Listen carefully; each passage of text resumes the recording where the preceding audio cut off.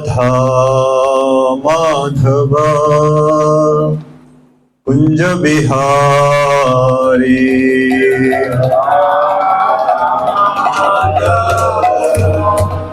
कुंज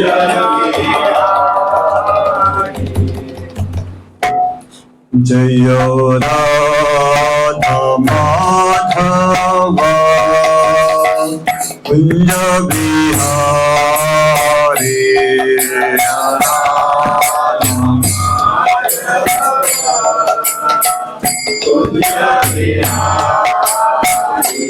जय गोपी जन वल्लभा गिरिवरधारी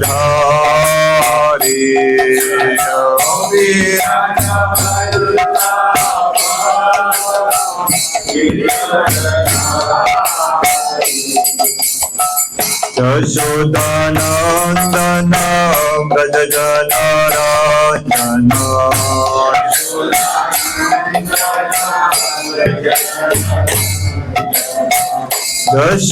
यशोदानंदन व्रज जनार्दन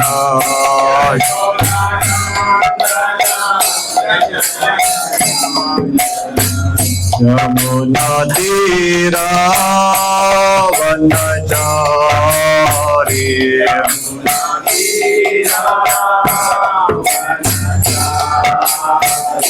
यमुना तीरा वनचारी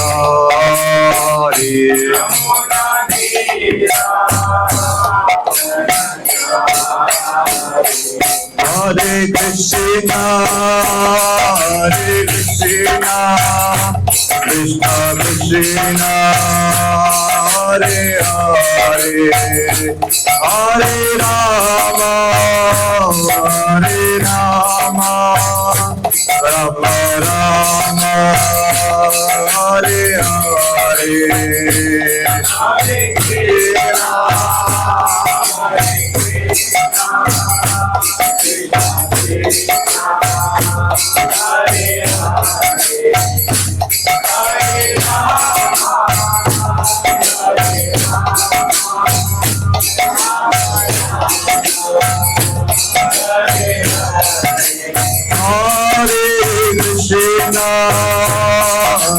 कृष्णा कृष्णा कृष्णा हरे हरे हरे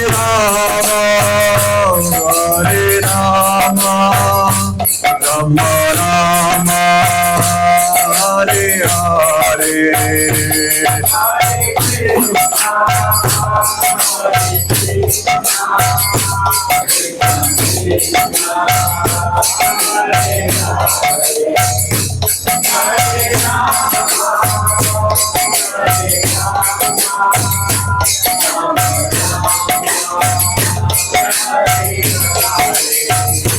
जय जगन्नाथ जगन्नाथ बलदेवा मैया सुभद्रा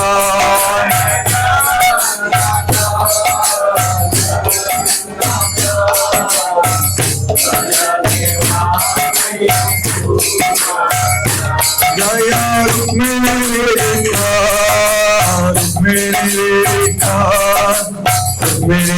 विठ्ठल जय रुक्मिणी विठ्ठल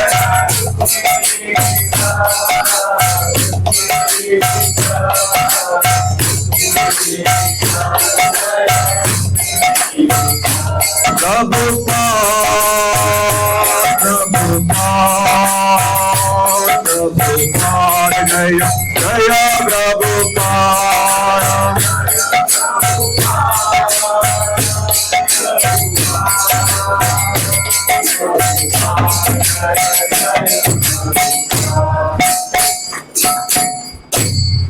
श्री राम संकीर्तन की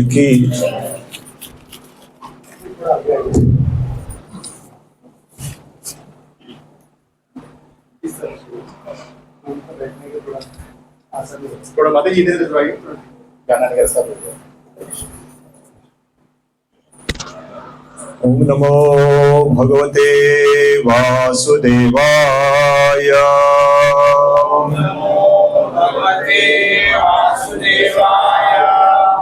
ओम नमो भगवते वासुदेवाय।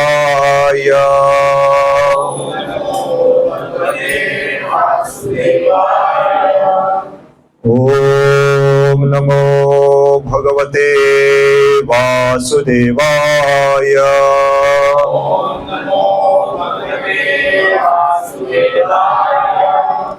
ओम ज्ञानतिमिरान्धस्य ज्ञानाञ्जनशलाकया चक्षुरुन्मिलितं येन तस्मै श्रीगुरुवे नमः। श्रीचैतन्यमनोभीष्टं स्थापितं येन भूतले स्वयं रूप कदा मह्यं ददाति सोपदान्तिकं। वन्देऽहं श्रीगुरु श्रीयुतापदकमलं श्रीगुरुं वैष्णवां च श्रीरूपं सागरजाता सहगणा रघुनाथान्वितां तं सजीवं साद्वैतं सावधूतं परिजनसहितं कृष्णचैतन्यदेवं श्रीराधा कृष्णपादान् सहगणा ललिता श्रीविशाखान्वितां च।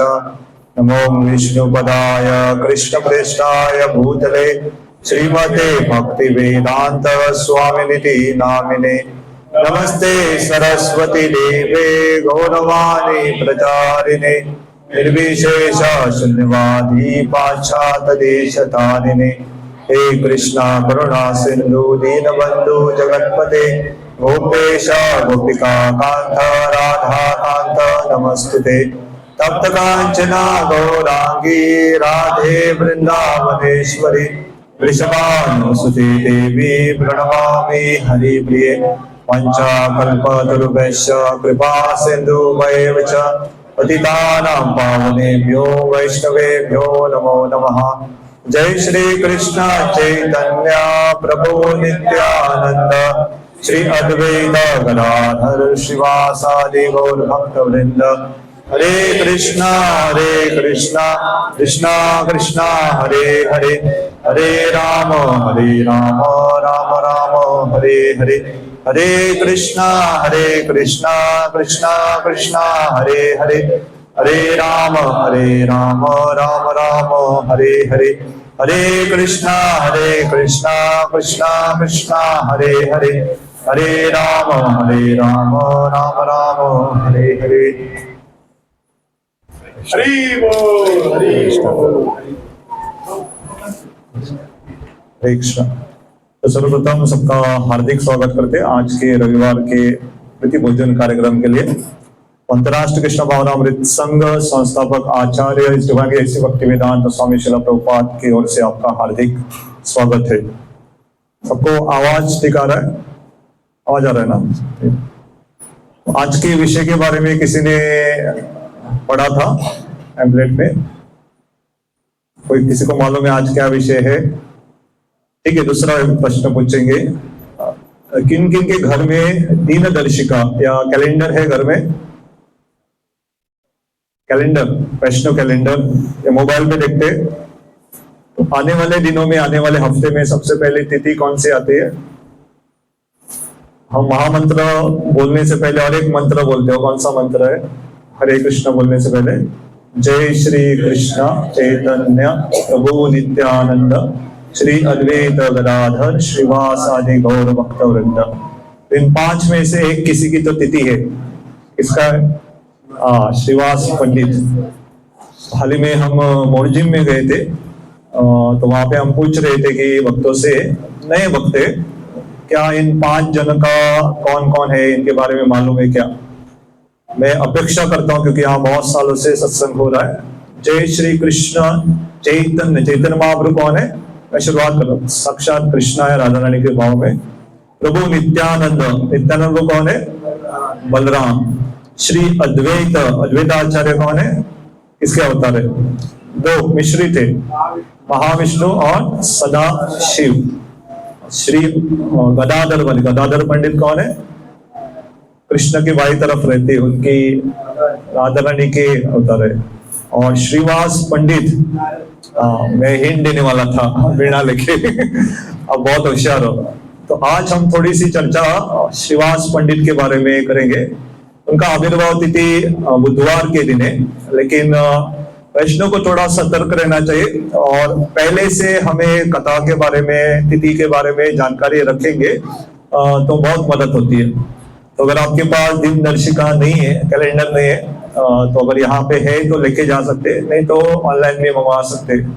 या अभी ऐप भी आते, मोबाइल पे ऐप्स रहते, आपको एक दिन पहले तिथि के बारे में बताते, ताकि ऐसे महान वैष्णव के बारे में श्रवण करेंगे तो उनके लेश मात्र भी गुण आएंगे तो हमारा बहुत लाभ प्राप्त होगा।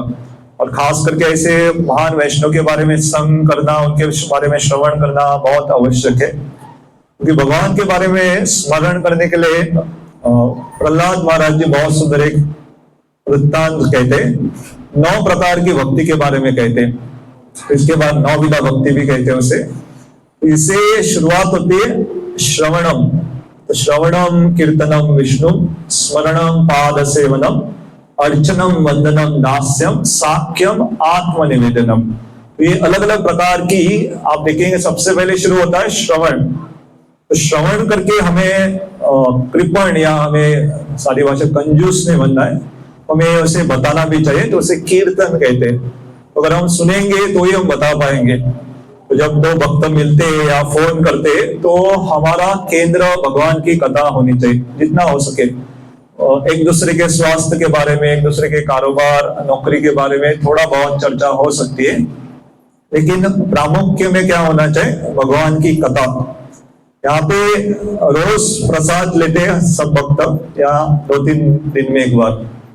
तो प्रसाद में अगर आप देखेंगे प्रामुख्य या कोर्स जिसे कहते हैं, चावल हो, रोटी है, दाल है, ये प्रामुख्य में रहते हैं। और छोटी छोटी मात्रा में कभी कभी थोड़ा अचार, पापड़, थोड़ी मात्रा में। अगर कोई सोचता है मैं 10 साल तक पापड़ ही खाऊंगा करके, तो मैं कल एक वृत्तांत सुन रहा था, उस समुदाय का नाम नहीं कहेंगे, लेकिन जहाँ प्रसाद परोसते तो ऐसी समुदाय भी है जहाँ पे पापड़ दिया का मतलब और नहीं कुछ आने वाला है, पापड़ लास्ट में देते, पापड़ दिया आपको मतलब खत्म, और कुछ मत मांगो करके।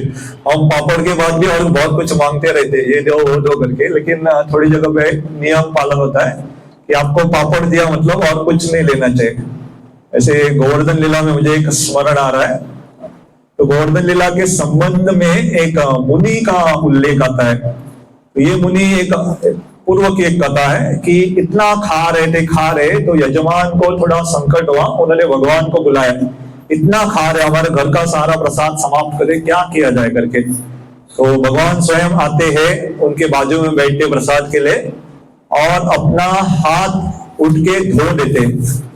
अगर आप एक पंक्ति में बैठे हैं और कोई उठ के अपना हाथ धो देता है तो बाजू वाला खा नहीं सकता। अभी हम क्या करते, तुम हाथ धो, घर चले जाओ, मैं बैठ के खाऊंगा करके। तो ये नियम सब जगह पालन नहीं होता, लेकिन साधारणतः अगर आपका बाजू वाला हाथ धो रहा है आप और नहीं खा सकते, ऐसा नियम रहता था पहले। आप सोचो अगर कोई आराम से खाता है उसे तो पहले ही उठना पड़ेगा क्योंकि जो थोड़े थोड़े तेजी के साथ प्रसाद लेते, तो इसे पानी भी नहीं मिला था, उसे बहुत तृप्त नहीं हुआ था। तो भगवान ने उसको आश्वासन दिया कि जब गोवर्धन के समय बहुत समर्थक बादल के इतना सारा पानी आया तो पियो, जितना पानी चाहे पियो करके, कि बहुत सारे लोग खाते खाते पानी पीना भी पसंद करते। तो वापस आएंगे तो ये पंच तत्व है, उनमें से श्रीवास ठाकुर ये नारद मुनि के अवतार, इसके बारे में थोड़ी चर्चा करेंगे। तो नारद मुनि इनका उल्लेख आता है, ये चैतन्य महाप्रभु के विशेष शाखा उपशाखा में उनके भाइयों का भी नाम आता है। तो कुछ लीला का हम यहाँ चर्चा करेंगे जितना हो सके करके। तो शुरुआत के दिनों में बहुत सारे जो चैतन्य महाप्रभु के जो पार्षद थे, चैतन्य महाप्रभु प्रकट होने से पहले आए, ताकि जब भगवान कहाँ जाते हैं तो तैयारी होती है। अगर आप देखेंगे यहाँ पे किसी ने तो तैयारी की, यहाँ पे आप देखें पूरे यहाँ पे नीचे डाले हैं शतरंजी, एसी लगा के रखे थे, सारे सजावट की, भगवान का श्रृंगार किया, शासन माइक सिस्टम सब यहाँ पे रिकॉर्डिंग सब किसी ने तो तैयारी करके रखी है। उसी तरह भगवान जब आते हैं तो उनके पार्षद पहले से तैयारी करके रखते हैं। तो उनमें पार्षदों में बहुत सारे, जैसे माधवेंद्रपुरी पहले आए थे, और में हम हरिदास ठाकुर पहले आए थे, जैसे नित्यानंद प्रभु पहले आए थे। तो उनमें से भी एक है श्रीवास, पंडित, ये पास में ही रहते चैतन्य महाप्रभु के घर के। तो और एक छोटा प्रश्न है, मायापुर कोई कोई गया है? कौन है ऐसा मायापुर गए? आता है थोड़ी, प्रभु जी बहुत गए। तो मायापुर में आपने श्रीवास आंगन में गए? इस्कॉन मंदिर के दाएं तरफ जाओगे, थोड़ा चल के 2 मिनट में जाओगे तो श्रीवास आंगन आता है। तो पास में उनका घर था।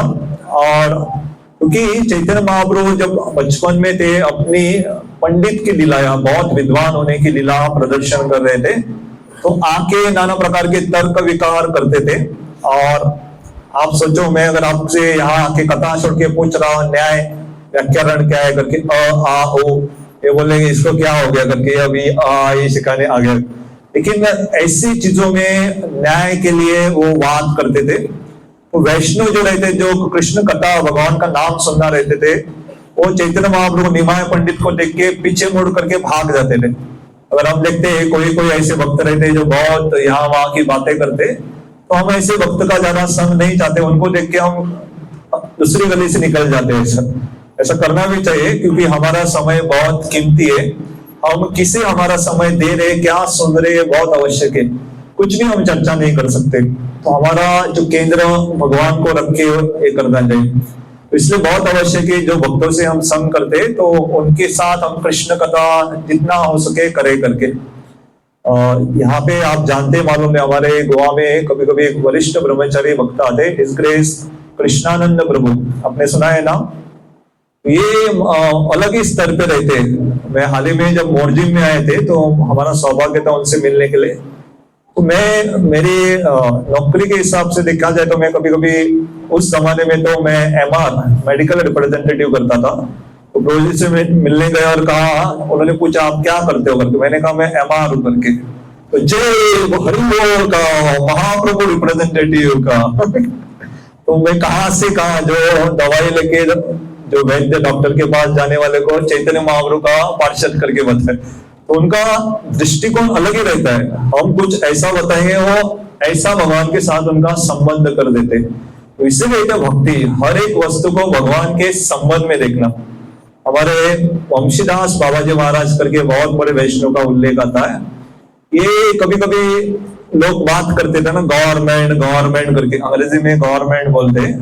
तो ये गवर्नमेंट नाम सुन के ये गोवर्धन, जय गिरिराज गोवर्धन की जय बोलते थे। तो गवर्नमेंट को गोवर्धन के साथ तुलना करते थे। तो कभी कभी हमें कोई दूर से दिखाई देता, हाथ में ऐसा उसका ये है, और हाथ ऐसा पकड़ा है, हमें लगता है कि उसने मालाएं पकड़ी है करके।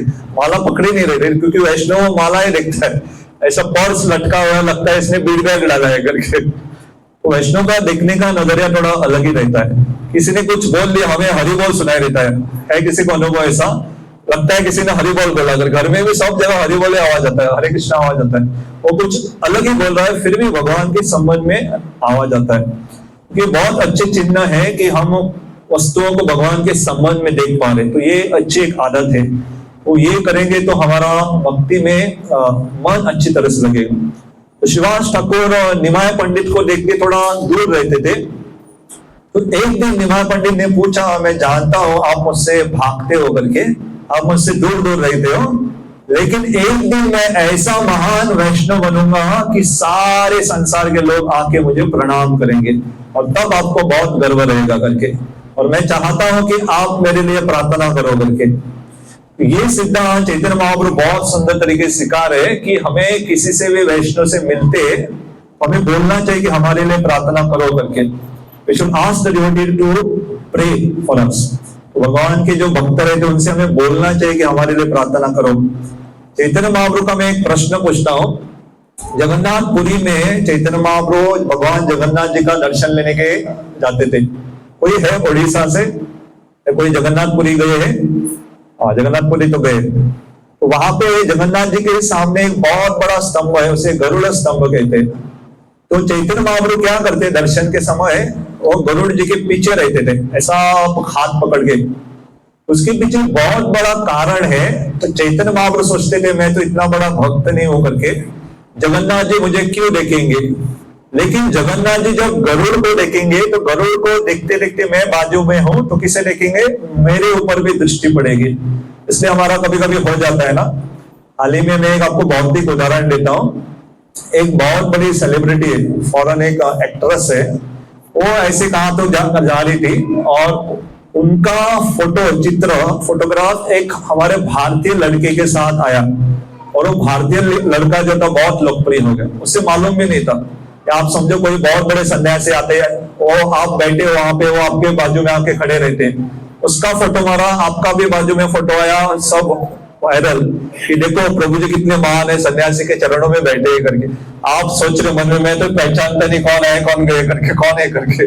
तो ये अनजाने में होते हैं। तो उसी तरह से गरुड़ जी के ऐसे महान भक्तों के बाजू में हम रहेंगे तो भगवान क्या करेंगे, देखेंगे। इसलिए जो महान भक्त रहते, भक्तों के सानिध्य में रहते। और चैतन्य महाप्रभु ने ये सिखाया हमें कि भक्तों से प्रार्थना करनी चाहिए कि हमारे लिए प्रार्थना करो करके। और आपके लिए एक रहस्य भी है, हम भक्ति में अभी भी आ रहे हैं, टिक रहे, माला है गले में, माला कर रहे, भगवान का नाम ले रहे, सत्संग में आ रहे, इसके पीछे कोई तो भक्त हमारे लिए प्रार्थना कर रहा है, तो कोई तो भगवान के लिए हमारे प्रार्थना कर रहा है, इसलिए हम यहाँ पे हैं। तो ये पहला सिद्धांत था। तो बाद में निमाय पंडित जब उनके पिताजी की मृत्यु हो जाती है और वो गया में जाते अपने पिता के श्राद्ध के लिए, तो गया में अपने गुरु से मिलते हैं। तो चैतन्य महाप्रभु के गुरु का नाम है ईश्वरपुरी। तो ईश्वरपुरी उनको मंत्र दीक्षा देते, भगवान का नाम देते।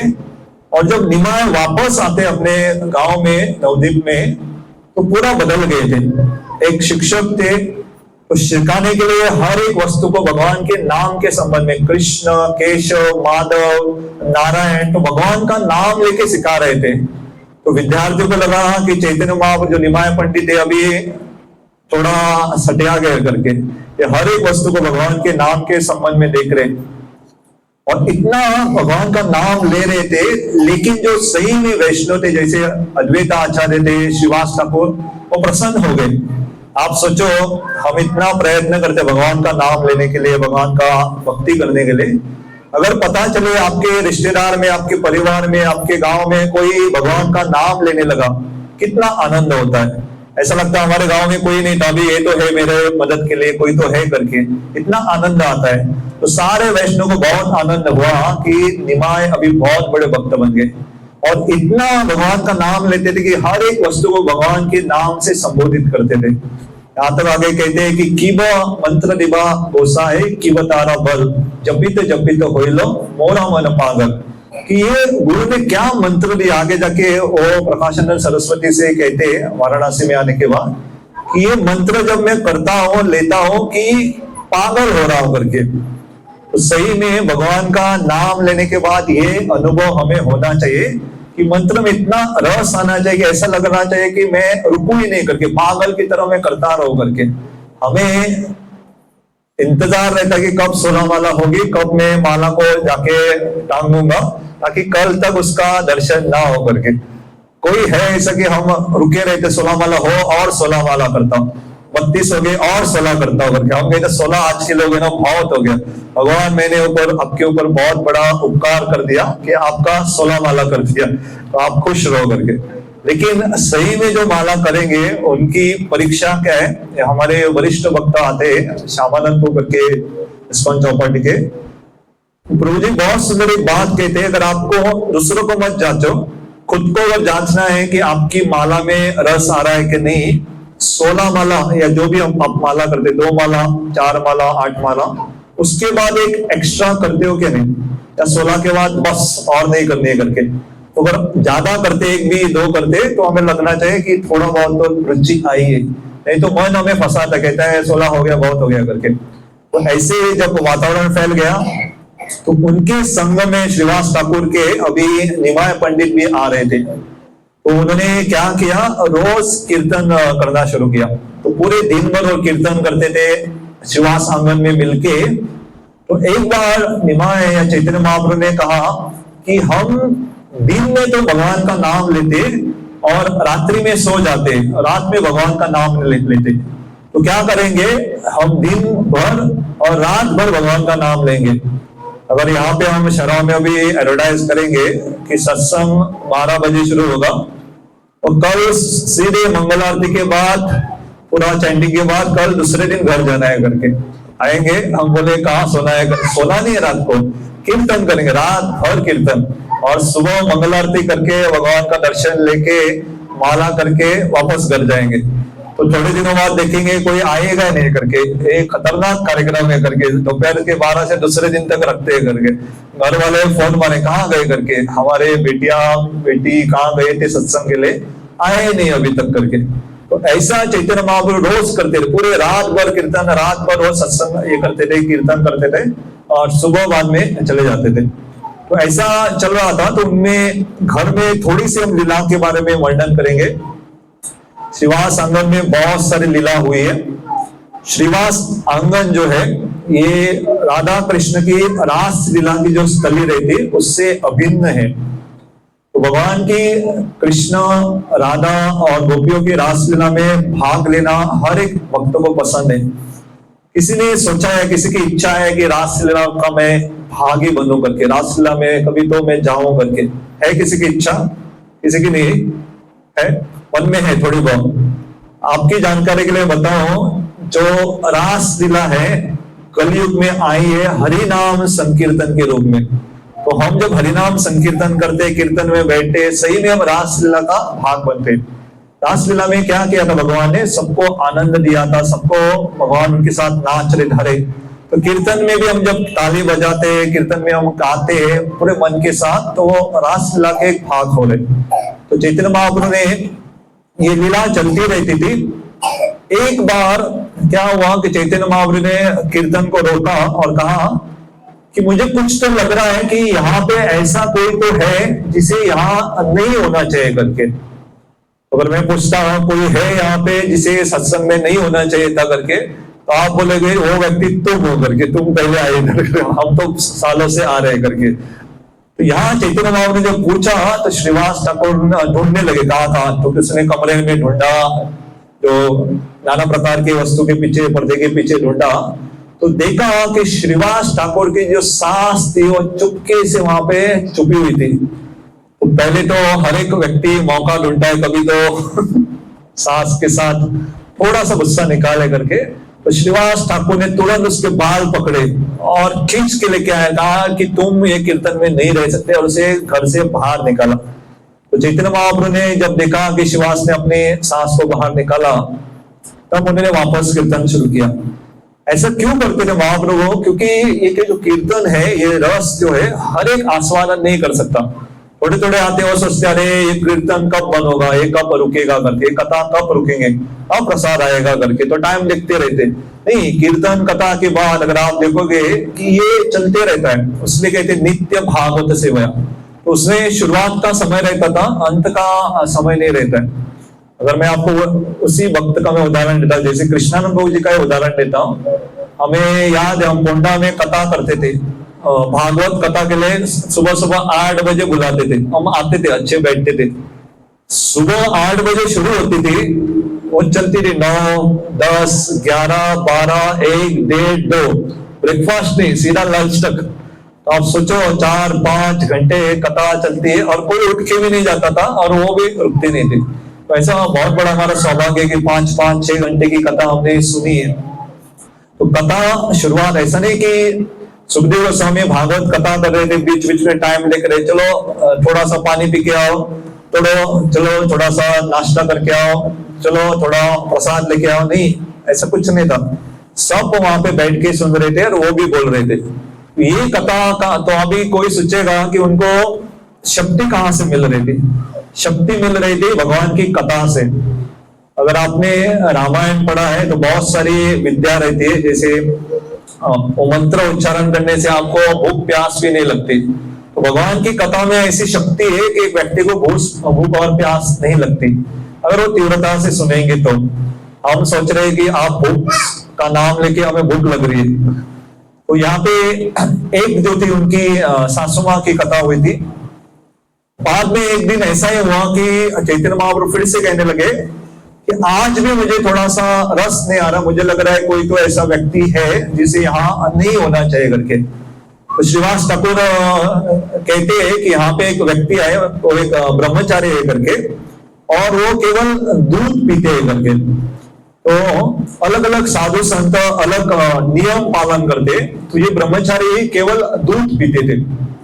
अब मैं भी हमारे इस्कॉन में भी बहुत सारे सन्यासी को जानता हूँ, और मैं बहुत साल पहले मायापुर में थे, तो हमारे बाजू में एक सन्यासी बैठे हुए थे, तो मैंने उनको पूछा कि आपके आहार के बारे में, तो उन्होंने कहा कि केवल वो जूस, जो फल का जूस है वही लेते हैं करके। मुझे लगा जूस के बाद में नाश्ता, दोपहर का प्रसाद, रात का प्रसाद ऐसा भी रहता है, नहीं और कुछ नहीं लेते। तो परम पूज्य कविचंद्र स्वामी महाराज करके हमारे बहुत वरिष्ठ शिष्य है, तो ये जूस, और आगे वो कह रहे थे जूस के बाद में केवल पानी लेने का सोच रहा हूँ, और बाद में पानी भी बंद करूंगा करके। तो आप सोचो, हम ऐसे महान भक्तों का हम अनुकरण नहीं करना चाहिए, उनको नमन करना चाहिए, क्योंकि हम जूस पीते रहेंगे तो यहाँ कौन सा हॉस्पिटल नजदीक है मालूम है आपको, शायद जेएमसी नजदीक रहेगा, तो हमारे साइड में वहाँ आजिलोर है, हॉस्पिटल में डालना पड़ेगा, क्योंकि हमारी इतनी क्षमता नहीं है। तो उन्होंने कहा कि क्या कोई तपस्या केवल दूध पी रहा है, इसका मतलब क्या मेरे कीर्तन का दर्शन ले सकता है क्या? तो उन्होंने कहा ये नहीं रह सकता, उसे जाने के लिए कहा। तो ये जो ब्रह्मचारी थे बहुत खुश थे कि उसने थोड़ी देर के लिए तो चैतन्य महाप्रभु का कीर्तन देखा, लेकिन उठ के जा रहे थे, लेकिन मन में बहुत कृतज्ञता की भावना थी, बहुत धन्यवाद व्यक्त कर रहे थे। तो जैसे ही चैतन्य महाप्रभु ने देखा कि ये जो ब्रह्मचारी कृतज्ञ है, बहुत धन्यवाद व्यक्त कर रहे, उसे कहा कि आओ करके आप, और आप अभी कीर्तन में रह सकते करके। तो ये दूसरा गुण जो है उसे कहते कृतज्ञ। कृतज्ञ का मतलब थैंक यू, मैं धन्यवाद व्यक्त करता हूं कि आपने मुझे दिया। हमें भी यहाँ सुविधा देने के लिए हमें धन्यवाद व्यक्त करना चाहिए। ऐसा कहते हैं कथा जहां पे रहती 4 लोगों को फायदा होता है। सबसे पहले कथा कौन करता है उसे फायदा तो होता ही है, दूसरा आप श्रोतागण जो सुनते हैं उसे भी फायदा होता है, तीसरा अगर कथा में कोई प्रश्न पूछता है उसे बहुत फायदा होता है, और चौथा ये सुविधा कोई देता है ना, जो कथा करने की या मैनेजमेंट या सुविधा करते हैं, उनको सबसे ज्यादा फायदा होता है। क्योंकि हम आते हैं बैठते, मैं तो आऊंगा कथा करके चला जाऊंगा, आप आएंगे बैठ के कथा सुनेंगे, प्रसाद लेके जाएंगे, लेकिन इसे अरेंजमेंट करने के लिए सतरंजी डाली है किसी ने, यहाँ पे स्टैंड डाला है किसी ने, पंखे वंखे एसी डाला है, बहुत सारी सुविधा की है, उनको सबसे ज्यादा फायदा होता है। क्योंकि वो भक्त हमसे कई घंटे पहले आते हैं, पहले सेवा करते हैं, इसलिए हो सके हर बार नहीं, कभी कभी भगवान की मंदिर में सेंटर में थोड़ी सेवा अर्पण करनी चाहिए। तो सेवा से क्या होता है, हमारा हृदय बहुत कोमल हो जाता है। तो अलग अलग प्रकार के शुद्धिकरण की भी विधि बताई गई है। तो शुद्धिकरण सबसे पहले शरीर को शुद्ध कोई बताना या करना चाहता है तो क्या करना चाहिए, स्नान। तो हम नहाते हैं पानी से तो शरीर शुद्ध हो जाता है। तो मन के शुद्धिकरण के लिए हमें क्या करना चाहिए, मंत्र, भगवान का नाम स्मरण, भगवान का कीर्तन। तो जब हम कीर्तन करेंगे तो क्या होता है, मन शुद्ध होता है। तो मन के ऊपर रहता है हमारा बुद्धि, तो बुद्धि का शुद्धिकरण करना है तो शास्त्र पढ़ने चाहिए। रोज भगवत गीता पढ़ सकते हैं, भागवतम, चैतन्य चरितामृत, तो ये पढ़ेंगे तो क्या होता है, बुद्धि शुद्ध होता है। लेकिन ऐसी एक वस्तु है जिसे शुद्ध करना बहुत मुश्किल है, वो है हमारा मिथ्य अहंकार या फॉल्स ईगो। तो अहंकार का शुद्ध करना है तो संघ में आके भक्तों की सेवा करनी चाहिए, तो अहंकार शुद्ध होता है। जैसे हम देखेंगे भगवान को कोई बोलेगा कि ये कपड़े क्यों पहने, दूसरे का रंग के पीले पहनाएंगे या हरे पहनाएंगे, तो थोड़ा थोड़ा हमारा अहंकार को ठेस पहुंचती कि ऐसा क्यों करके, तो न चाहते हुए भी क्या करते हैं, मान लेते। तो भगवान उससे बहुत प्रसन्न होते हैं कि ना मेरी ना आपकी, जो भगवान को पसंद है वो करते हैं। वृंदावन में उल्लेख किया जाता है कि सुंदर कोयल गाती है। अगर आपने पक्षियों का आवाज सुना है, उनमें से कोयल बहुत मीठी आवाज रहती है, बहुत सुंदर गाती है। तो कभी कभी हमारे घर के पास कोयल गाती है और हम गाना शुरू करते तो कोयल चुप हो जाती है, वो डरती है कौन कौवा आया करके। आपने किया है, देखा, कोयल का आवाज निकालो, कभी कभी वो आवाज देती है वापस, लेकिन कभी कभी डर जाती है कौन गा रहा है करके। तो उसे लगता है कि किस गली का कोयल आया, कोई कोयल नहीं है तो कौवा जैसा गा रहा है करके। लेकिन ये कोयल और बहुत सुंदर जो पक्षी जब गाते हैं और उनके बीच में एक भौरा आता है,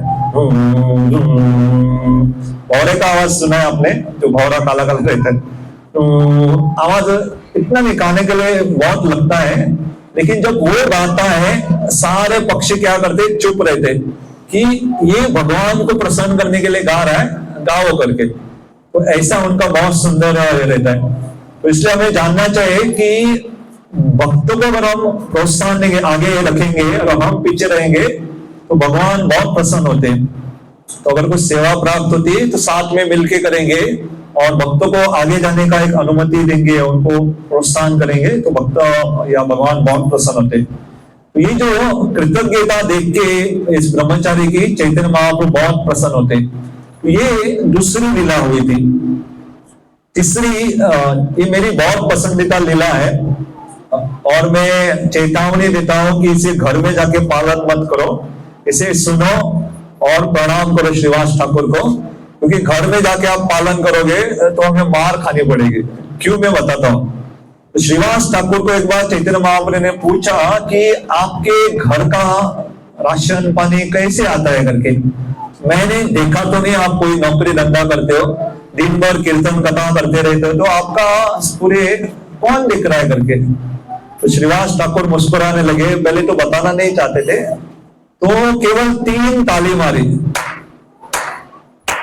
तो चैतन्य महाप्रभु जी क्या है, 3 ताली क्या है करके। तो उन्होंने कहा मैंने एक प्रण लिया है कि मेरे घर में कुछ भी वस्तु नहीं है तो मैं भगवान से याचना करूंगा और 3 ताली मारूंगा। 3 ताली मारने तक वस्तु मेरे घर में नहीं आती तो मैं गंगा में जाके गले में बड़ा सा पत्थर बांध के डूब जाऊंगा करके। तो ऐसा श्रीवास ठाकुर के घर में कभी नहीं हुआ कि उनके घर में कुछ समाप्त हुआ था और उसे कुछ चाहिए था और 3 ताली मारने से पहले वो वस्तु आई नहीं करके। इसलिए मैंने कहा आप घर में इसका पालन मत करो। पत्नी कहती है कि जाओ अली सुनते हो 2 किलो आलू लेके आओ, और ये ताली मार रहा था, 3 ताली मारा, कुछ नहीं आया। कहती अरे चावल खत्म होने को आया, थोड़ा लाओ, तो ताली मार रहे, नहीं होने वाला। उनको भगवान के ऊपर इतना विश्वास था कि जो उनकी कमी पड़ती थी भगवान से दे देते। भगवान भगवद गीता में भी कहते योगक्षेम महाम्यहम्, कि जो आपके पास है उसकी मैं रक्षा करता हूँ और जो आपकी कमी है उसे मैं दे देता हूँ करके। तो ये महान भक्त है, उसके लिए भगवान स्वयं आके देते। तो इसके संबंध में एक हमारे और एक भक्त है, इसका एक बहुत सुंदर कथा आता है। श्री अर्जुनाचार्य करके महान आचार्य थे। तो उन्होंने ये श्लोक जब देखा, पढ़ा कि भगवान देते हैं करके, जो भी कमी है करके, उसे लगा नहीं भगवान नहीं देते रहेंगे। तो श्लोक के ऊपर उसने ऐसा लाइन मारा, एक कलम ले भगवद गीता के ऊपर ऐसा उसे काट दिया और गए बाहर, क्योंकि भिक्षा मांग के लाते थे। तो जैसे ही वो गए, 2 बच्चे छोटे छोटे आए और बहुत सारी सामग्री लेके आए, चावल लेके आए, दाल लेके आए, घी तेल लेके आए, बहुत सारे। और उनकी पत्नी थी घर में, पत्नी को दिया, कहा आपके पति ने भेजा है करके, हम उनके शिष्य ले लो करके। तो पत्नी तो बहुत खुश हो गई, कुछ था ही नहीं घर में, इतना कुछ लेके आए करके। लेकिन इन्होंने देखा है दोनों बच्चों के पीठ पे बहुत सारे निशान थे, किसी ने मारा है ऐसा करके। तो उन्होंने पूछा अरे बच्चों किसने आपको ऐसे बुरी तरीके से मारा। उन्होंने कहा बुरा मत मानना, आपके पति ने मारा मुझे करके, हमें। तो इनको विश्वास नहीं हुआ, मेरे पति तो इतने बहुत नम्र स्वभाव के थे, किसी को कैसे मार सकते हैं करके। लेकिन फिर भी आप कह रहे तो ठीक है करके उन्होंने सामान रखा और ये बच्चे चले गए।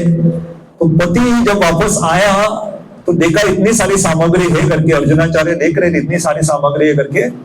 तो पत्नी ने कहा कि आप ही तो भेजे थे करके, 2 शिष्य आए आपके करके, एक गोरा गोरा था, एक काला काला था दोनों, और आपने पूछना करते हो कि मारा क्यों उनको करके, क्यों मारते हो बच्चों को करके। उन्होंने कहा तो पहले तो ये बच्चे कौन है मुझे मालूम नहीं, और उसके ऊपर आप कह रहे हो मैं मारता हूं करके, मैं किसी बच्चे को मारा नहीं करके। तो उन्होंने पूछा कि वो क्या किया उन बच्चों ने। तो उन्होंने कहा बच्चे आए, सामग्री रखी, अंदर गए और बाद में चले गए करके। तो उन्होंने जाके देखा जो भगवद गीता थी उनकी, और उन्होंने जो रेशा मारी थी कि तो रेशा को उन्होंने मिटा दिया था। तो समझ गए कि ये जो 2 बच्चे आए थे स्वयं कृष्ण बलराम थे, और वो कहना चाहते थे कि मैं स्वयं आके भी दे सकता हूं करके। और ऐसे भक्तों को बहुत सारे अनुभव होते भी है कि अंतिम समय भगवान मदद करने के लिए आते। मुझे 2008 का एक प्रसंग आ रहा है। हमारे एक भक्त उनका मुझे याद आ रहा कि उनको एक बार पूना जाना था, पूना के लिए उन्होंने बस जो बुकिंग किया था किसी कारण से वो खत्म हो गया और पूना के लिए बस ही नहीं मिल रहा था। अभी की तारीख में बहुत सारे सुविधा रहती, बहुत सारी बस है, कहाँ जाना है करके लोगों के पास गाड़ी है, फ्लाइट है, रेलवे है। उस जमाने में बसेस बहुत कम रहती थी, तो बहुत रो रही थी क्या करूं करके, मुझे जाना है करके बस नहीं मिल रही करके। और कहां से अकस्मात से उनको एक बस आती है, मिलती है और बस में चढ़ती भी है। और बाद में उनको माँ को जाके उन्होंने बताया कि वो बस का नाम था कृष्णा, कृष्णा ट्रेवल करके एक बस था। एक वहां में आप सकी बात है कैसे। तो कहने का तात्पर्य भगवान अंतिम समय पे भी एक भक्त की मदद करने के लिए स्वयं बस के रूप में भी आ सकते। बस थी नहीं वहां पे तो आ गए। तो इसलिए कहने का तात्पर्य तो भगवान अपने भक्तों की रक्षा करते, जो चाहे वो उसी मदद करते। तो उसी तरह से ये उनके जो भी उनकी सुविधा चाहे उसके बारे में श्रीवास ठाकुर कहा। फिर भी चैतन्य महाप्रभु के और एक पार्षद थे, उनका नाम था शिवानंद सेन करके। तो चैतन्य महाप्रभु ने शिवानंद सेन से कहा कि आप इनके व्यापार या उनके बारे में देखो करके, उनकी व्यवस्था अच्छे से हो करके। तो इसके संबंध में भी एक बहुत सुंदर, ये वरदान के पीछे एक बहुत सुंदर कथा आती है। तो एक बार ऐसे ही चैतन्य महाप्रभु नाच रहे थे श्रीवास आंगन में। तो चैतन्य महाप्रभु नाच रहे थे तो श्रीवास ठाकुर का एक लड़का, उसका बेटा, उसकी मृत्यु हो जाती है और अंदर सारे जोर जोर से रोने लगे। आप सोचो घर में किसी की मृत्यु होती है तो सारी स्त्रियां रोने लगी। श्रीवास ने सुना, भाग के अंदर चला गया और अपनी पत्नी से और अपने सारे परिवार से कहा कि चुप, आवाज नहीं आना चाहिए करके, क्योंकि आपके आवाज से चैतन्य महाप्रभु का जो नृत्य है उनकी कीर्तन में बाधा होगी, आप चुप रहो करके। अगर आप चुप नहीं रहोगे तो मैं गंगा में जाके प्राण डूबा करके। तो सारे रोना है तो कहने लगे मन ही मन रो करके। तो चैतन्य महाप्रभु नाच रहे थे तो उनको लगा कि घर में कुछ तो हुआ है करके। तो पूछ रहे थे कि यहाँ पे कुछ हुआ है क्या, आप ऐसा कुछ मुझसे छुपा रहे हो क्या करके। तो श्रीवास ठाकुर तो बताना नहीं चाहते थे। तो बाकी सारे भक्तों ने कहा कि श्रीवास ठाकुर का लड़का, उसकी मृत्यु हुई है करके। तो श्रीवास ठाकुर के बारे में जब उन्होंने सुना कि आप मुझसे इतना प्रेम करते हो, इतना मेरा आपके प्रति आपकी भक्ति है कि आप बताना भी नहीं चाहते कि आपका लड़का, उसकी मृत्यु हुई है करके। तो तुरंत चैतन्य महाप्रभु अंदर जाते हैं, छोटे बच्चे को देखते हैं तो उसे तुरंत जीवित करते। तो चैतन्य महाप्रभु स्वयं उसे जीवित करते और वो छोटा लड़का बोलता है और वो आत्मा के बारे में कहता है कि आपकी कृपा से मैं अलग अलग योनि में, अलग अलग पशु या अलग अलग योनि में गुजरा हूं। आपका कृपा से मुझे सौभाग्य प्राप्त हुआ कि आपके शुद्ध भक्त के घर में मेरा जन्म हुआ। तो मुझे अब आज्ञा दीजिए, मैं आगे प्रस्थान करना चाहता हूं करके। तो चैतन्य महाप्रभु ने उनको आज्ञा दी, लेकिन श्रीवास ठाकुर को एक बहुत बड़ा वरदान दिया। कहने लगे कि आपका ये भक्ति, ये समर्पण देख के मैं आपको वरदान देता हूं कि ऐसा दिन आएगा कि लक्ष्मी देवी भी घर घर में जाके भिक्षा मांग सकती है। लक्ष्मी देवी के पास धन की क्या कमी है, लेकिन वो भी भीख मांग सकती है। लेकिन हे श्रीवास, आपके घर में ऐसा कभी दिन नहीं आएगा कि आपको कुछ चाहिए और आपको वो नहीं मिल रहा है करके। तो इसलिए अगर हमें कुछ चाहिए, हम आर्थिक हो या सुविधा, तो भगवान के भक्तों को कभी इसकी कमी नहीं होती। तो भगवान अपने भक्तों का ख्याल रखते। तो ये वरदान चैतन्य महाप्रभु उनको दिया कि जब भी आपको आवश्यकता रहेगी स्वयं मैं मदद करूंगा करके। तो ये एक बहुत सुंदर उनके घर में लीला हुई थी। थोड़ा भी ये थोड़ा प्रेममय लीला, थोड़ा भी रोमांचक लीलाओं के बारे में वर्णन करेंगे। चैतन्य महाप्रभु उनके घर में नाना प्रकार के नाटक, नाटिका इत्यादि करते थे। तो चैतन्य महाप्रभु एक बार नाटक में रुक्मिणी देवी बनी थी। आप सब चैतन्य महाप्रभु इतने सुंदर है, बहुत गोरे रंग के है और रुक्मिणी देवी बनी। तो ये नाटक देखने के लिए उनकी माँ भी आई, सची माता आई और कहने लगी ये जो लड़की है रुक्मिणी बनी है, कितना सुंदर किरदार निभा रही है। और सारे भक्त हंस रहे थे, कहने लगे तुम्हारा लड़का है करके, लड़की नहीं है करके। तो चैतन्य महाप्रभु ऐसा अपना वेश बदल लेते थे कि सामने वाला व्यक्ति पहचान ही नहीं पाता था। तो प्रभुपाद भी ऐसे एक लीला जब किए तो प्रभुपाद जी अद्वैत आचार्य बने थे। तो प्रभुपाद बताते हैं कि उन्होंने जब अद्वैत आचार्य नाटिका की थी तो इतना सबको पसंद आया कि सारे जो लोग थे रो रहे थे, इतना पसंद आया। ऐसा कहते नाटक ऐसा करना चाहिए कि सामने वाले को पूरा हृदय को छू लाए। इसलिए इस साल से हमने गोवा में पूरे ऑल गोवा हमारा ड्रामा फेस्टिवल भी, कोई गए थे ड्रामा फेस्टिवल में मड़गांव, बहुत सारे भक्त गए थे। इसके पीछे क्यों करते हैं? क्योंकि हम जो सुनते हैं ड्रामा के नाटक के रूप में, जब हम देखते हैं तो उसे और हृदय को छू लेता है, तो पता चलता है कि ऐसा ऐसा है करके। जैसे कल मोरजिम में शाम को मैं गए थे, तो वहां पे चैतन्य महाप्रभु की एक लीला उन्होंने नाटिका की थी। तो कैसे एक मछुआरे को चैतन्य महाप्रभु मिल जाते जगन्नाथपुरी में, और चैतन्य महाप्रभु को जो स्पर्श करता था उसका हालत क्या होता था? हरि हरि हरि हरि हरि हरि हरि हरि हरि हरि हरि हरि हरि हरि हरि हरि बोलते थे। तो आप सोचो, अगर महाप्रभु किसी ने स्पर्श किया तो आपके मुंह से केवल हरि का नाम आए, भगवान का नाम आए करके। तो ये मछुआरे को लगा मुझे भूत ने पकड़ लिया करके, कहने लगे तांत्रिक को बुलाओ या भूत निकालो, किसी ने तो मुझे पकड़ लिया करके। तो ये बहुत सुंदर तरीके लीला हुई थी। तो हमने सुनी हुई लीला रहती है, लेकिन जब एक नाटक के माध्यम से देखते, महाप्रभु को स्वयं देखते, कपड़े वस्त्र पहने हुए उनके भाव देखते, तो हृदय के मन में उसका प्रभाव और गहरा रहता है। इसलिए हम देखते, मेरे बचपन में भी, हमारे बहुत सारे वरिष्ठ रहेंगे, आप देखो बचपन में बहुत सारे गांव में नाटिका रहते थे। गांव में बहुत बड़े बड़े नाटक आते थे, 2 महीने 3 महीने तक कभी कभी नाटक करते थे, एक गांव से दूसरे गांव में जाते थे। अभी वो बेचारे क्या करते, बहुत सारे लोग अभी नाटक देखना पसंद नहीं करते, वो अभी कम हो रहा है। फिर भी थोड़ी जगह पे ऐसे नाटक रहते जो घूमते फिरते रहते। यहाँ आने से पहले मेरे एक मित्र आए थे मुझे मिलने के लिए। ये मेरे जीवन में मैंने एक ही नाटक किया था, मैं भक्ति में आने से पहले, और नाटक में मुझे किरदार भगवान की भी क्या रहस्य है मुझे आज समझ में आया। तो नाटक में मुझे डबल रोल मिला। डबल रोल समझते, एक व्यक्ति 2 रोल कर रहा है, और 2 रोल क्या था? एक था कृष्ण और दूसरा रोल था सेवक। परफेक्ट, एक कृष्ण और सेवक। लेकिन मैं भक्ति भी नहीं था, मैं हमेशा सोचता ये सेवक क्या हो करके, ये कौन लेगा, मैं कृष्ण हो करके। लेकिन अभी भक्ति में आने के बाद समझ में आता है कि हम कृष्ण नहीं है, हम सेवक है करके। तो भगवान ने भी नाटक भी करवाया, तो ऐसा रोल दिया जहां पे डबल रोल है, एक तो कृष्ण है और एक तो सेवक है करके।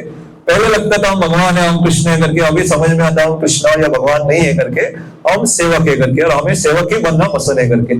तो ये हमारे वरिष्ठ मेरे मित्र जस्ट आने से पहले मुझे मिले, कह रहे थे आपको याद है क्या करके। ये बहुत साल पहले की बात है, मुझे लगता है 2002-2003, बहुत साल पहले की, 20-22 साल पहले की बात है। तो आपने डबल रोल किया था, अभी आप वो दूसरा रोल कर रहे हो करके, कृष्ण के आप सेवक बने हो करके। तो भगवान ने भी ऐसा ड्रामा दिया बचपन में, वो उसका ही अभी ड्रामा कर रहे, लेकिन एक दिन इच्छा है कि वो ड्रामा बंद होके हम सही में सेवक बने करके। अभी तो हम नाटक ही कर रहे सेवक बनने का, थोड़ा तिलक लगाते, धोती कुर्ता डालते, तो प्रयास कर रहे। 2005-06 में अगर कोई यहाँ पे थे, तो श्रील प्रभुपाद जी के वरिष्ठ शिष्य यहाँ पे रहते थे। मुझे पता नहीं आप जानते, दुर्गम प्रभु करके यहाँ पे सुना है ना, यहाँ मायापुर में सेवा करते थे। मैं उनको पेंजिंग बस स्टैंड पे मिला, और ऐसे घूमते हो, पूरा जर्मनी विदेशी थे, और मुझे मिलते कहने लगे कि आप भगवान का भगवत गीता पढ़ो करके। मैं सोचे कहाँ से ना इधर से वहां आके बोल रहे कर भगवत गीता पढ़ो करके। और उन्होंने मुझे एक बहुत सुंदर बात कही थी, ये थोड़ा याद रख सकते आप, मुझे अभी भी याद है, 2005 21 साल हो गए, अभी भी मुझे याद है उसने क्या कहा था करके। तो भक्ति में हम शुरुआत में सब नाटक ही करते, मतलब हमें इच्छा नहीं होती भगवान को प्रणाम करने के लिए, फिर भी करो, प्रणाम करो। सत्संग में आने की कभी कभी इच्छा नहीं होती, लगता है यहाँ तो आपको एसी की सुविधा नहीं, कभी कभी लगता है बहुत गर्मी है, जाऊं क्या नहीं जाऊं करके मन कहता है, फिर भी जाना चाहिए। कभी कभी माला उठाते ऐसा लगता है बहुत बड़ा पत्थर उठाया करके यार कब खत्म हो गया, ऐसा लगता है कि 108 से 110 मणि या 150 मणि हो, खत्म ही नहीं हुआ, ऐसा लगता है, नहीं फिर भी करो। तो शुरुआत में हम अगर नाटक की तरह से भी करेंगे, लेकिन एक दिन ऐसा आएगा जो हम भक्ति भाव और समर्पण से करेंगे, तो वो दिन के लिए। तो अगर कोई बोलता है कि तुम दिखाओ कर रहे भक्ति, तिलक डाल रहे हो, डालो, क्योंकि तिलक हम जब लगाते हैं तो आप देखोगे भागवतम पढ़ोगे तो यशोदा माता भी कृष्ण को तिलक लगाती है नाना प्रकार, गाय का खास करके गाय की गोबर से तिलक लगाती है, ये शुद्धिकरण के लिए रहता है। हम मंत्र यहाँ ही एक इतना तो आपको मालूम होना चाहिए, इतने सत्संग प्रभु जी का दिख रहा है सुंदर तिलक, हम 12 स्थान पे तिलक लगाते हैं। एक तो कपाल पे दिखता है, गले के ऊपर रहता है, छाती के पास, नाभि के पास, दोनों तरफ से, दोनों हाथों में, बाजू में, यहाँ पीछे, गर्दन के पीछे और कमर के पास ये, और जो बच जाता है वो पीछे बालों को लगाते हैं। तो ये लगभग 13 मंत्र रहते, तो 12 मंत्र उच्चार करके, तो इससे क्या होता है, पूरे ये संरक्षण प्राप्त होता है। तो इसलिए हम देखते हैं भागवतम में अलग अलग मंत्र का उच्चारण किया जाता है। तिलक लगाते तो हमारे 12 मंत्रों से हमारा संरक्षण हो जाता है। बहुत सुंदर, भगवान के अलग अलग नाम का उच्चारण, केशवाय नमः, ओम नारायण नमः, माधवाय नमः, तो उनका नाम उच्चारण होता है, तो मुंह से नाम आता है। ये भी एक, तो वापस आएंगे तो यहाँ पे उन्होंने एक ड्रामा किया था, वो रुक्मिणी देवी बनी थी, एक बहुत सुंदर रोमांच। तो एक बार अद्वैत आचार्य आए थे और शिवा संगम में थे, और चैतन्य महाप्रभु से कहने लगे कि मुझे आपका वो रूप देखना है जो आपने कृष्ण को दिखाया था करके, तो मां जो विश्व रूप दिखाया था वो देखना है करके। तो श्रीवास जो आंगन था वो परिवर्तित हो गया कुरुक्षेत्र की युद्ध भूमि की जैसे, और चैतन्य महाप्रभु ने अपना विश्व रूप दिखाया, और अद्वैत आचार्य प्रणाम कर रहे थे कि कितने सारे सर, कितने सारे हाथ और कितने सारे। ये समाचार जब नित्यानंद को पहुंचा, जो बाहर थे वो भाग के आए, और दरवाजा जब टक टक करके किया, और चैतन्य महाप्रभु जो विश्व रूप में इतने हजारों हाथ से दरवाजा खोला, तो ये भी लीला वहां पे हुई थी। तो भगवान अपने भक्तों के लिए उनके मन पसंद रूप स्वरूप प्रदर्शन करते।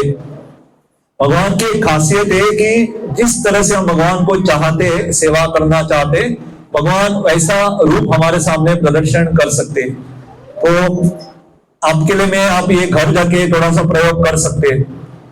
कृष्ण लोक में या गोलोक वृंदावन में, ये हमारे समझ के थोड़ा परे रहेगा, लेकिन आप घर में थोड़ा प्रयोग कर सकते हो कि भगवान कृष्ण जब एक फूल को देखते तो फूल क्या करता है, फूलता है, थोड़ा थोड़ा फूलता है, तो भगवान थोड़ा मुस्कुराते हैं, तो फूल और फूलता है, तो भगवान और मुस्कुराते हैं, तो फूल क्या करता है, और फूलता है, तो भगवान और मुस्कुराते हैं, और ये चलता रहता है।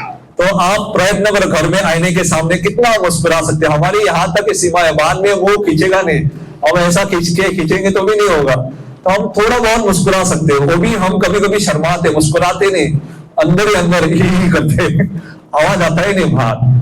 तो हास्य के भी अलग अलग रूप बताए गए करके, तो भक्ति रसामृत सिंधु में उसका उल्लेख आता है। तो फूल भी कितना फूल सकते, इतना इतना, और कितना फूलेगा, लेकिन भगवत धाम में फूल फूलता रहता है और भगवान हंसते रहते हैं, ये शाश्वत रूप से। तो फूल की भी कोई सीमा नहीं कितना वो फूल सकते, और भगवान की भी नहीं सीमा कि कितना हंस सकते।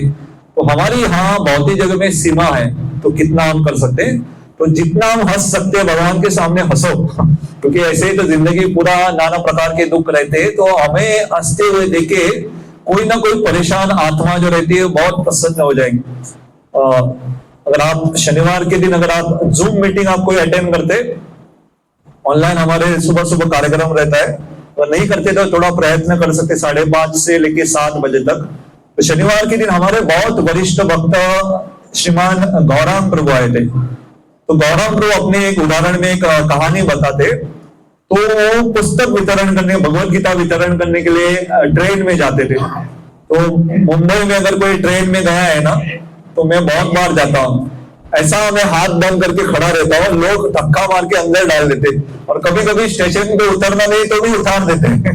खास करके सुबह सुबह आप जाओगे और शाम के समय जब बहुत भीड़ रहती है, आपको अंदर धकेल देते हो कैसे थे। तो हमारे भक्त पूछ रहे थे कि यहाँ ट्रेन में आप सफर करते मिलता क्या, इतनी भीड़ रहती हो। कहते फ्री में मसाज, क्योंकि बाहर करने जाओगे 300 रुपया 500 रुपया लोग रहते हैं मसाज के लिए। यहाँ धक्का मुक्की होता है कि फ्री का पेट से कहाँ से मुक्के पड़ते हैं, मसाज तो फ्री में मिलता। तो गौरांग को भगवत गीता लेके गए उनके पास, एक व्यक्ति के पास, उन्होंने कहा है गीता है मेरे पास करके, भगवत गीता है। तो गौरांग ने कहा ठीक है आपके पास है, तो उतर गए। तो ये व्यक्ति भाग, तो गौरांग को जाने से पहले उसे स्माइल दिया, मुस्कुरा के गए। तो भाग क्या है, कहने लगे ये साधु जी स्वामी जी आओ करके गीता दे दो करके। उन्होंने कहा अभी तो बोला घर में है करके, और क्यों चाहिए करके। उन्होंने कहा नहीं, इतने महीनों से मैं देख रहा हूँ, पत्नी मुझे डांटती रहती है, कुछ ना कुछ बोलती, बच्चे सुनते नहीं, ऑफिस में सब डांटते, ऐसा गुस्से से देखते, पहली बार आप मुस्कुरा के देखे, दे दो गीता करके, तो कोई मुस्कुराता नहीं मेरे तरफ करके, तो इसलिए कहते हैं आप मुस्कुरा के देखो किसी की तरफ, तो किसी को भी आप अनजाने में देखो वो वापस मुस्कुराएगा, क्योंकि लोग अभी मुस्कुराना ही भूल गए। आप बाहर लोगों को ध्यान से देखोगे ना, ऐसे सड़े हुए ऐसा चेहरा बना के रखते हैं, ऐसा कि बहुत दिन से किसी ने मारा है करके, तो जब वो मुस्कुराएंगे, आपको प्रसन्न देखेंगे, तो उनको भी भक्ति करने का एक लाभ प्राप्त होगा, इच्छा होगी। तो उन्होंने भगवत गीता ली और घर लेके गए। तो ये एक मैं भी लास्ट में लीला करता हूँ, ऑलरेडी मुझे लगता है ओवर टाइम हुआ है, तो लास्ट लीला में एक छोटी सी लीला है। तो ये चैतन्य महाप्रभु की कृपा के बारे में उल्लेख आता है।